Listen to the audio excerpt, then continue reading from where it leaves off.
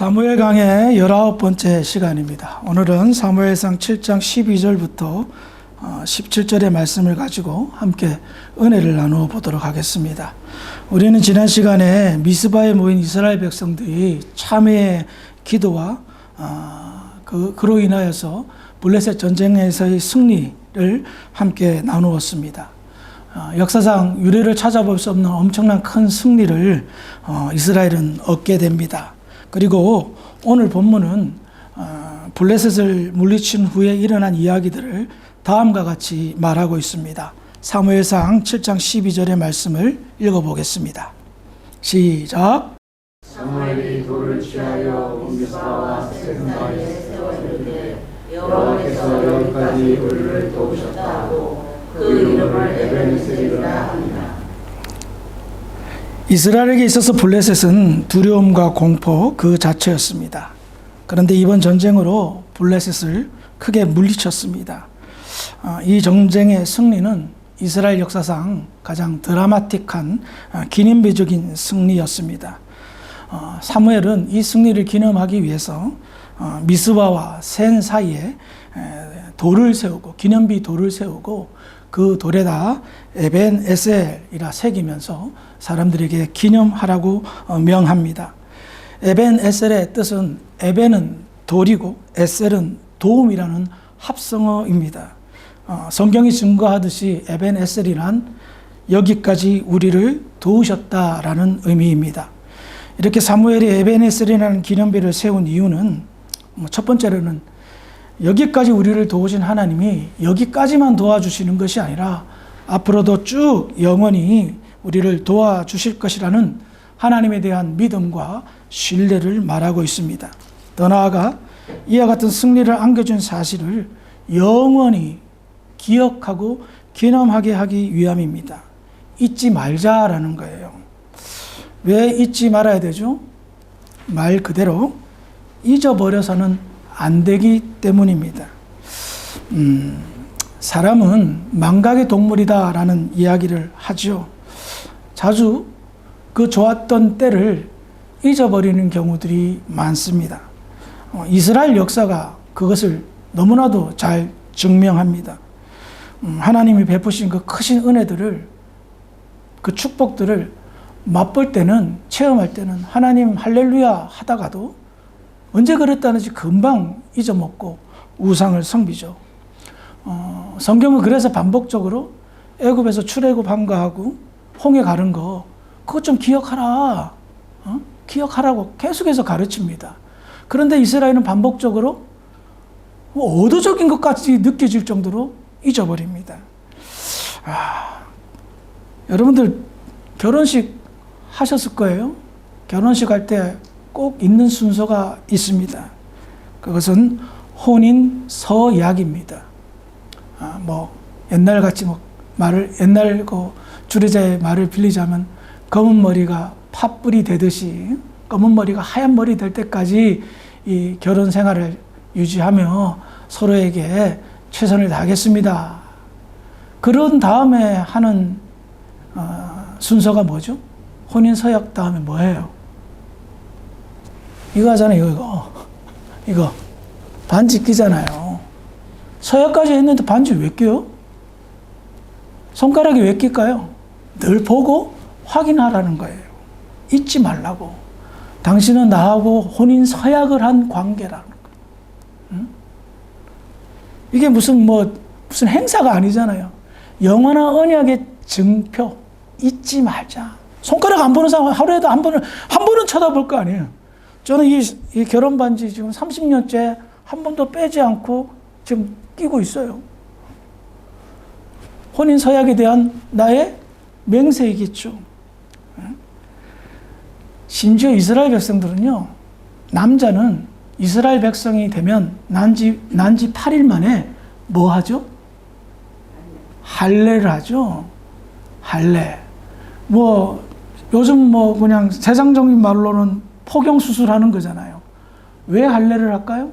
물론 다른 이교도들도 할례를 하는 경우가 있지만, 아니 왜 하죠? 난지 8일 만에 이스라엘 백성으로서 하나님의 백성, 친백성임을 언약하는 증표예요. 근데 왜 그렇게 제일 중요한 부위다가 그냥 그 껍데기 잘라가지고 사람 아프게 해요? 하루에 한 번 이상 소변 안 보는 남자 있어요? 볼 때마다 기억하라는 겁니다. 그냥 제 해석이지만 잊지 말라는 거예요. 너는 언약 백성이다. 잊지 말라는 거예요. 심지어 성경도 구약, 옛 언약, 신약, 새 언약 아니에요. 언약 잊지 말라는 거예요. 근데 하나님께서 이스라엘 백성들에게 그렇게 언약하고 뭐 할례를 통해서 증표까지 만들었지만 이스라엘 백성들이 어떻게 했죠? 그거 어기기 쉽지 않은데 어긴단 말이에요. 여러분들이 예수 그리스도의 보혈의 피로 말미암아 은혜 받고 새 사람 되고 구원받고 하나님 나라를 소망하며 사는데도 말씀 따라 사세요? 그러지 못한 경우들이 있잖아요. 그 모든 샘플을 이스라엘 백성들이 다 보여준 거예요. 돌에다가 새겼어. 십계명. 그래도 안 들어. 몸에다가도 새겼어. 할례. 그래도 안 믿어. 하나님 입장에서는 표현이 좀 저급하지만 환장할 노릇이 아니겠어요? 그래서 하나님은 특단의 조치를 취합니다. 절대 이 언약이 안 깨지게 하기 위해서 어떤 조치를 취했을까요? 예레미야 31장 31절부터 33절인데요. 한 절씩 교독해 보겠습니다. 여호와의 말씀이니라. 보라, 날이 이르리니 내가 이스라엘 집과 유다 집에 새 언약을 맺으리라. 이 언약은 내가 그들의 조상들에게 손을 잡고 애굽 땅에서 인도하여 백성과 같이 행할 것은 내가 그들의 하나님이 되었어도 그들이 내 언약을 깨뜨렸습니다. 여호와의 말씀입니다. 함께 읽습니다. 그러나 그날 후에 내가 이스라엘 집과 맺을 언약은 이러하니 곧 내가 나의 법을 그들의 속에 두며 그들의 마음에 기록하여 나는 그들의 하나님이 되고 그들은 내 백성이 될 것이라. 여호와의 말씀이니라. 앞서도 말씀드렸지만 하나님께서 잊지 말라고 돌에다 새겼어요. 잊지 말라고 몸에다 새겼어요. 그래도 잊어버려요. 이게 답이 없었던 거예요. 그래서 하나님이 특단의 조치는 뭡니까? 속에다 새기겠다. 마음에다 새기겠다. 오순절 성령의 역사가 나타났습니다. 성령께서 우리 안에 내주하는 하나님이 우리 안에 계시는 역사가 일어났습니다. 그래서 십자가 언약을 영원토록 잊어버리지 않고 그 언약이 그 맹세가 이루어지도록 하나님은 인도하신다는 거예요. 그러니 여러분, 성령께서 우리 안에 내주하심으로 말미암아 십자가 언약이 세워졌다는 것은 좀 다른 말로 표현하면 오죽했으면이라는 거예요. 돌의 세계도 안 되고 몸의 세계도 안 되는 게 우리니까 하나님은 일방적으로 우리 마음에 십자가 언약을 새기신 겁니다. 에베네셀이 바로 그런 의미였습니다. 영원히 잊지 말자. 사무엘은 간절했습니다. 이스라엘 백성들이 과거의 잘못을 청산하고 하나님의 그 놀라운 축복의 역사를 영원히 잊지 않게 하기 위해서 에베네셀이라 명하며 돌에다가 그것을 새기고 기념하였던 겁니다.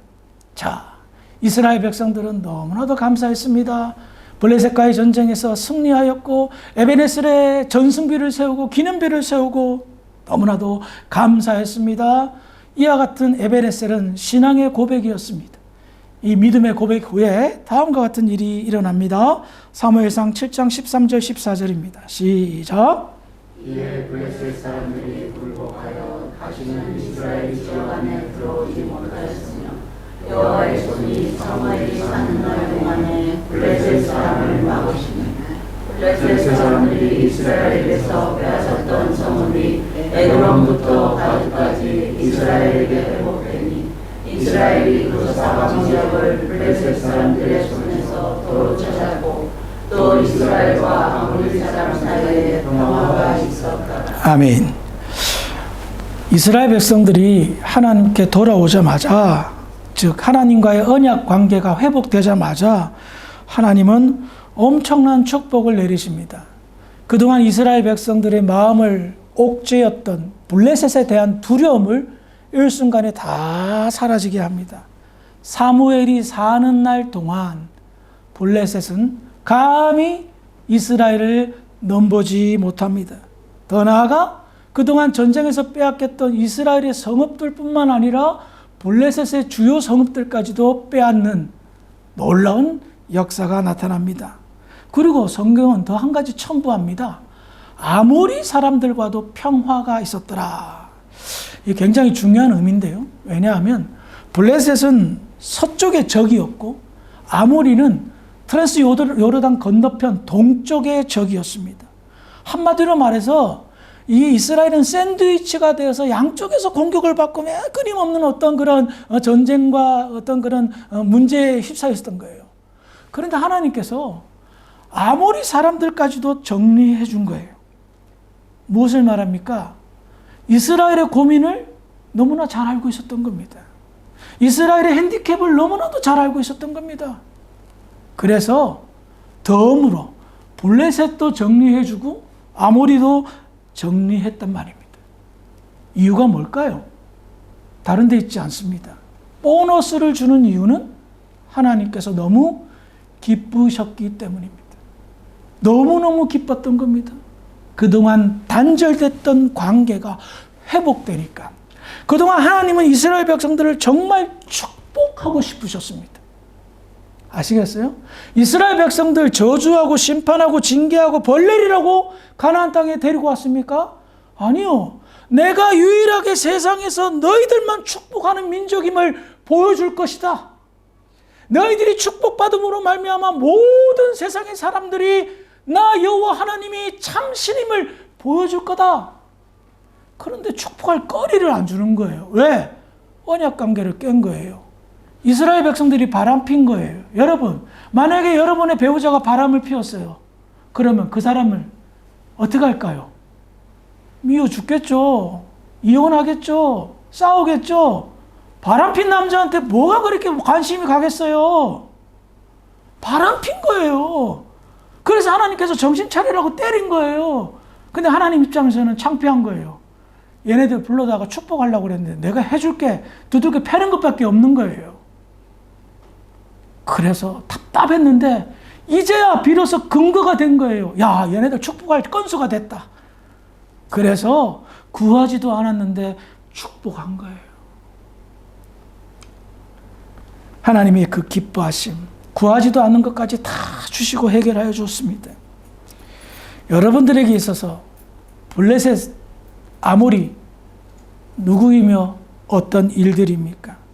여러분들의 고민과 걱정거리가 무엇이며 여전히 풀지 못한 숙제는 무엇입니까?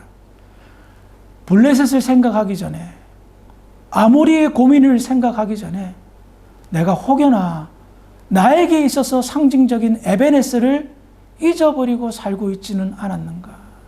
내 마음과 기억 속에 흐릿해진 기억과 생각으로 추억으로만 에베네셀이 남아있지 않는가를 먼저 생각해 보시기 바랍니다. 다시 본문으로 돌아와서요. 사무엘상 7장 15절 17절입니다. 시작.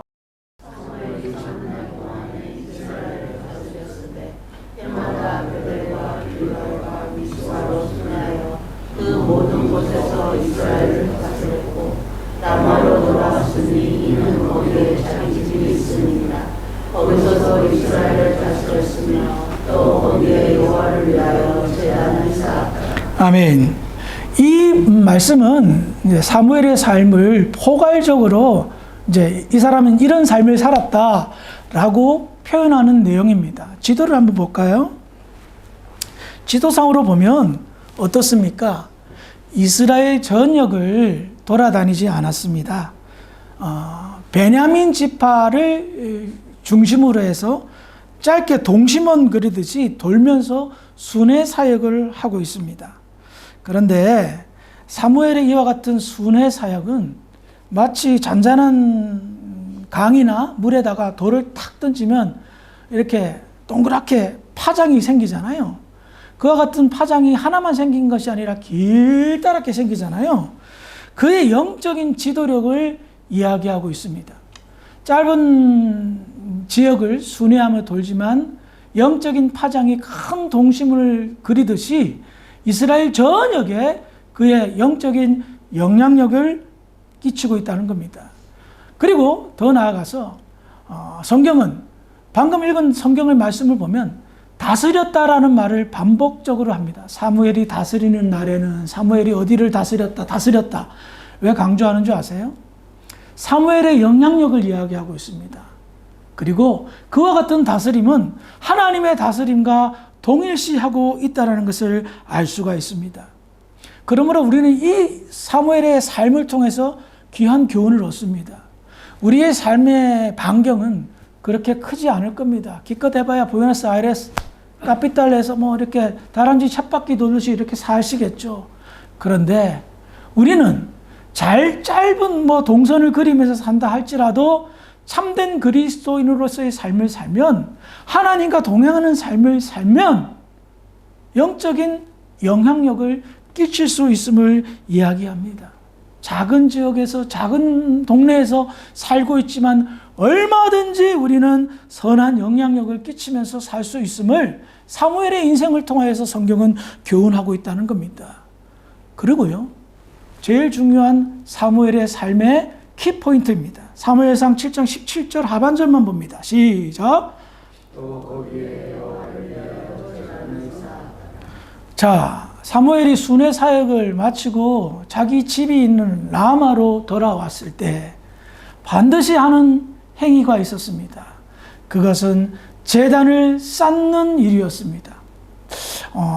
제단을 쌓는다라는 것은 새로운 제사단을 쌓는 걸까는 고민도 해봤어요. 그런데 저는 표현만 빌려온 것이라 생각이 돼요. 해마다 하나님 앞에 제단, 예배단을 쌓았을까? 그럴 수도 있겠지만, 만약에 그렇지 않는다면 제단을 쌓았다라는 이 표현은 예배에 정성을 다했다라는 강조가 아닐까 하는 해석을 해봅니다.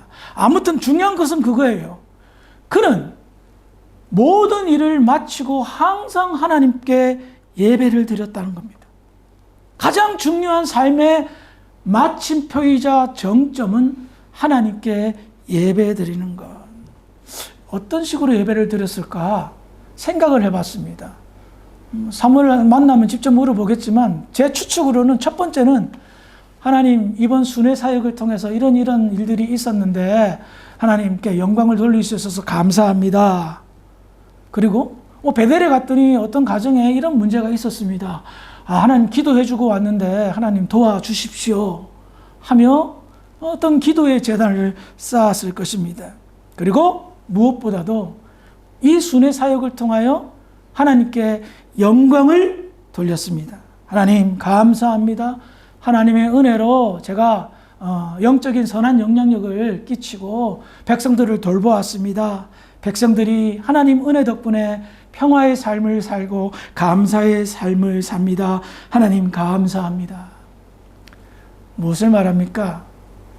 사무엘의 인생이 짧은 두 구절에 이렇게 요약하여 표현될 수 있었던 것은 한 가지입니다. 사무엘은 변덕이 없었습니다. 굉장히 평범한 삶을 살 것처럼 보였지만 특별한 삶을 살았습니다. 왜냐고요? 여전히 신실했기 때문입니다. 사무엘은 엘리 제사장의 사환 역할을 했을 때도 신실하게 하나님을 섬겼습니다. 언약궤가 빼앗기고 이스라엘이 영적으로 타락했을 때도 사무엘은 마음이 변하지 않았습니다. 신실하게 하나님만 바라보았습니다. 그리고 에베네셀 기념비를 세우고 이스라엘 백성들을 다스렸을 때도 그는 초심을 잃지 않았습니다. 언제나 그 자리, 예배의 자리, 하나님 중심으로, 예배 중심으로 살았습니다. 그래서 이스라엘을 온전히 다스릴 수 있었고, 사무엘이 사는 날 동안에는 감히 블레셋이 침략할 수 없었습니다. 왜? 하나님께서 사무엘 편들어 주셨기 때문에, 이스라엘의 편이 되었기 때문입니다.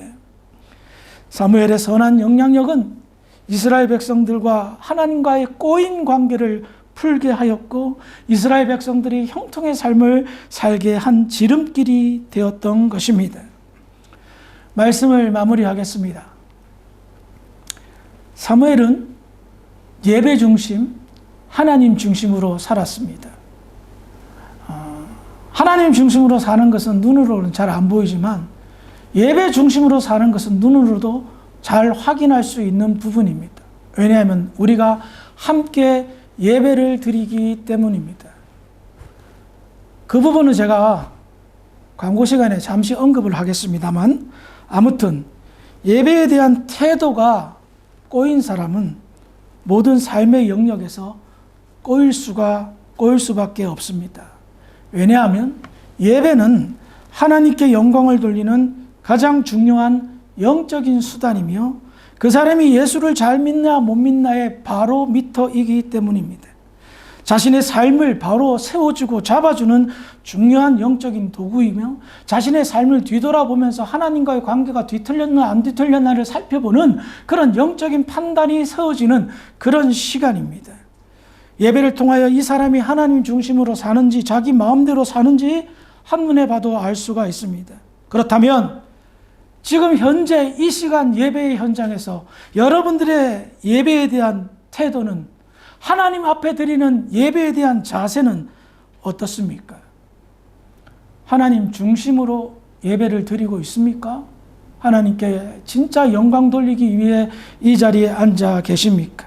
아니면 오랜 시간 신앙생활 하다 보니 타성해졌고 감각도 무뎌져서 일주일에 한 번밖에 없는 주일 예배 시간을 그냥 무의미하게 보내고 있지는 아니한지요.